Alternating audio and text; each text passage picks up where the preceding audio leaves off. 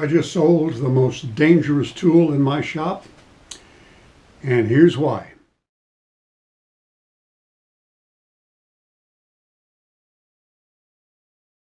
I've owned this saw for almost 30 years. I bought it when I was building a house. It's a Sears Contractor's table saw, 10-inch. It came with blade guards, the usual safety equipment. It was pretty crude 30 years ago, and it was in the way. I was doing rough work, house building work, not cabinetry. So I got rid of the safety equipment and had no problems with the saw or with my blood flow. The saw is dangerous regardless of safety equipment. It's particularly dangerous when the operator is extremely distractible. The main problem is using a big saw for little projects. I've hurt myself 4 times on this saw in 28 years. The first time I was working on a small piece of flooring, second to the last piece of flooring in the house I built, thinking about what I'm going to do next after I get this last piece of flooring in, and not paying attention to the saw. There's a woodworking website, Down Under Woodworks, man in Australia. On his table saw, right beside the blade, he has a sign written right on the tabletop. Where is your mind? It's a good question. Your mind had better be on what you're doing, where your hands are, and where that blade is. 4 times. The second time was a small project I was doing for somebody else and nicked a finger. Okay, need to pay attention. The third time was only 2 or 3 years ago. I got distracted working on a small piece of wood. I turned to reach for something else, and I don't know why my hand moved, but it did. There's my thumb.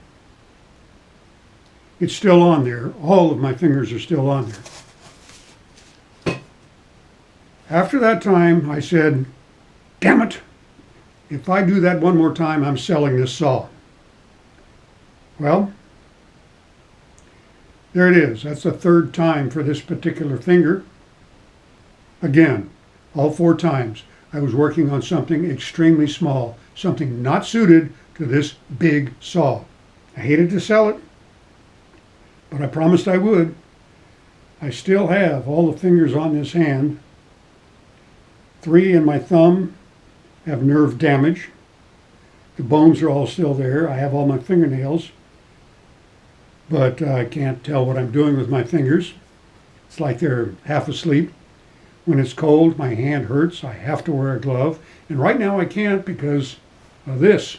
So I put an ad on Craigslist. I explained I'm selling the saw with no safety equipment, no manual, and I sold it.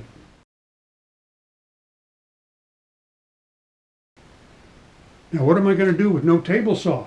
I still have woodworking projects. I bought another one, a small one. It has safety equipment, and the safety equipment is staying on that saw. It might make working a little awkward at times, but 4 times. I know it's in my head. I just do not pay attention all the time to what I'm doing. So, I promised myself I would sell it.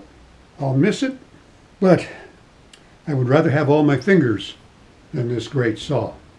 I have a lot of sharp tools. I've used a chainsaw for all my adult life. I've lost more blood to this table saw than to all other sharp tools combined. So that's why I sold the most dangerous tool in my shop. I believe it's the most dangerous tool in anybody's wood shop.